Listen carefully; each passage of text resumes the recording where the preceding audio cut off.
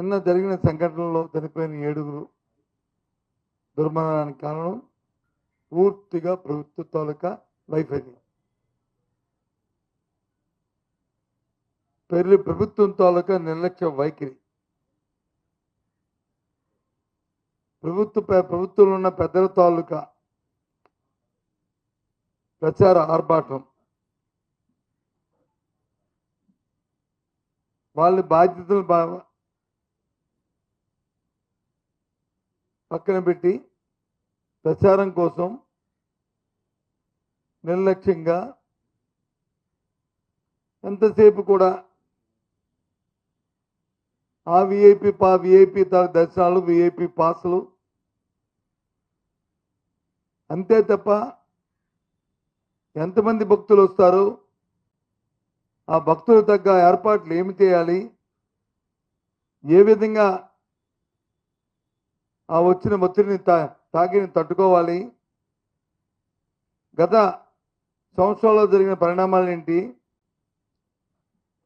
జరిగిన ఆ ల్యాప్సెస్ ఏమిటంటే ఆ ల్యాప్సెస్ నుంచి ఏ విధంగా మనం దాని నుంచి చూడాలి, ఇంకా బాగా భక్తులకి దర్శనము వారి సౌకర్యాలు కల్పించాలి అన్న ఆలోచనని చేయవలసిన బాధ్యత ప్రభుత్వాలది.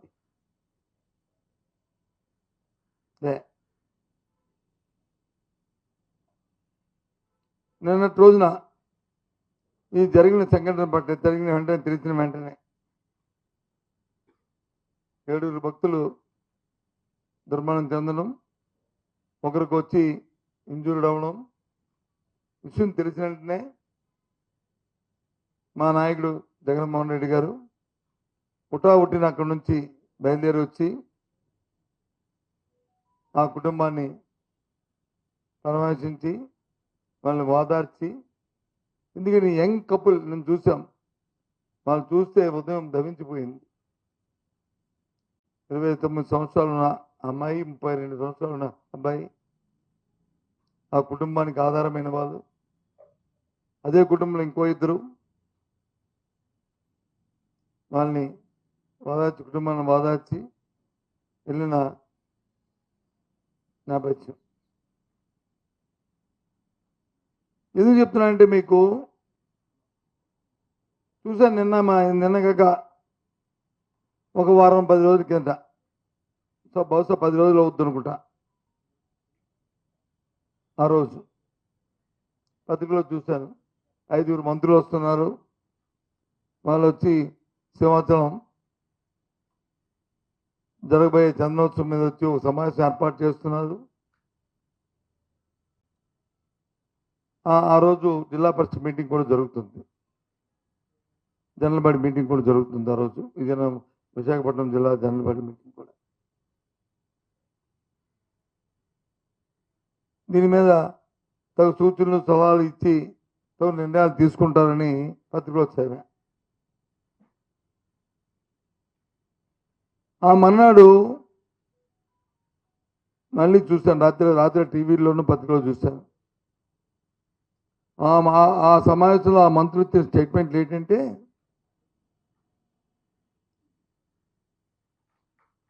సింహాచలం చందనోత్సవం చరిత్రలో ఎప్పుడూ జరగని విధంగా ఈ ప్రభుత్వం 5 మంత్రుల్ని తో సమీక్ష జరపమని చెప్పింది. 5 మంత్రులు సమీక్ష చేస్తున్నాం.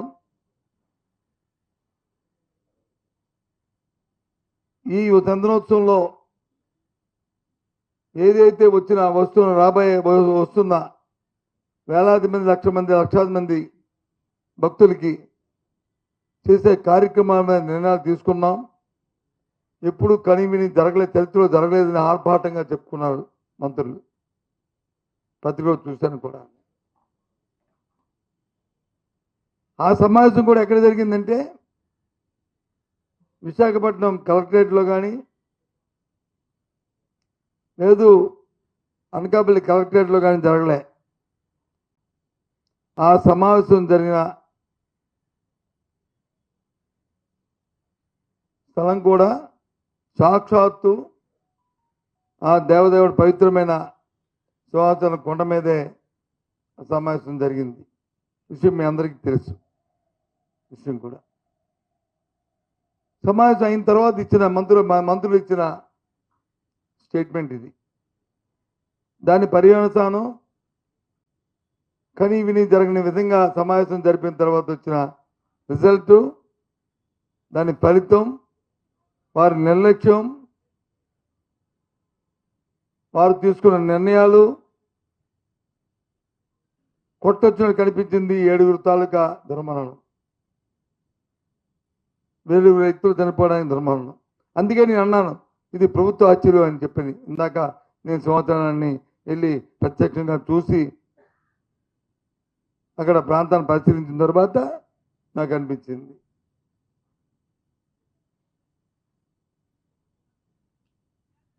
నాకు తెలిసి ఎప్పుడు కూడా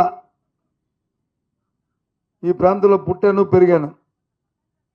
ఎప్పుడు ఇటువంటి దుస్సంఘటన, ఇలాంటి సంఘటన మన ప్రాంతంలో జరగలే.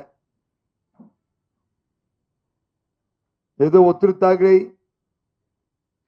క్యాపైతే క్యూ లైన్లో కొద్దిగా తొప్పులాటలు జరిగినాయి తప్ప ఇంతమంది చనిపోవడం అనేది, ఆ చనిపోవడానికి కారణం ప్రభుత్వం తాలూకా అలసత్వం, నిర్లక్ష్యం, వారి తాలూకా అహంకారపూరితమైన వారి నిర్ణయాలు కొట్టొచ్చినట్టు కనిపిస్తాయి. అందులో చాలా విచారకరమైన అంశం. పూర్తిగా కూడా బాధ్యత వహించాలి ఆ మంత్రులందరూ కూడా.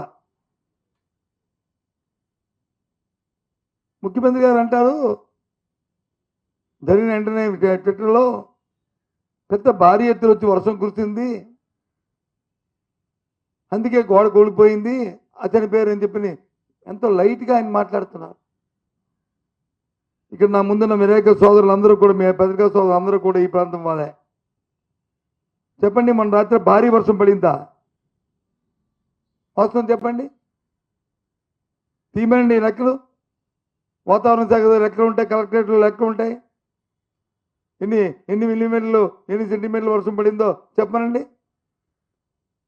పెద్ద గాళ్ళు వచ్చాయి. ఎస్, కిందకంటే పైన కొండ మీద, ఇంకా కొండ పైన కాబట్టి గాళ్ళు వచ్చాయి, తొలగ వర్షం పడింది, అది వాస్తవం. అందులో ఏ విధమైన సందేహం లేదు. కానీ భయంకరమైన వర్షం పడినట్టుగా ముఖ్యమంత్రి గారు మాట్లాడతారు, ఉప ముఖ్యమంత్రి గారు దాన్ని ఎండార్స్ చేస్తారు. ఏంటిది?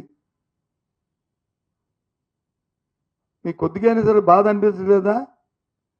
ప్రభుత్వానికి ఏంటి కారణం, ఇది జరిగింది అని చెప్పి ఈ తలవంపని చెప్పి తలదించుకోవాల్సి సిగ్గుపడాల్సిన అవసరం కాదా ఇది మీకు? మొన్న వచ్చి తిరుపతిలో వచ్చి వైకుంఠ ఏకాదశికి సంబంధించిన టోకెన్ల దాంట్లో అక్కడ ఒక 8 మంది చనిపోతే, నిన్న ఇక్కడ వచ్చి ఒక 7 చనిపోతే సేమ్ కుట్టినట్టుగా లేదే మీకు? ఒక అధికారుల కమిటీని అంటే 3 కమిటీలు ఎంత వేస్తారంట? ఎందుకు జ్యుడిషియల్ ఎంక్వైరీ వేయలేదు? ఎందుకే లేదు జ్యుడిషియల్ ఎంక్వైరీ దీని మీద? జ్యుడిషియల్ ఎంక్వైరీ వేస్తే వాస్తవాలు ఇంకా బయట వాస్తవాలు వచ్చాయి. వచ్చిన హై లెవెల్ పవర్ కమిటీ ఏం చేసిందో, మీరు ఏ ఇన్స్టెన్స్ ఇచ్చేవారో, మీరు ఇచ్చిన ఇన్స్టెన్స్ ఏ విధంగా ఉన్నాయో విషయాలన్నీ బయటకు వచ్చేవి.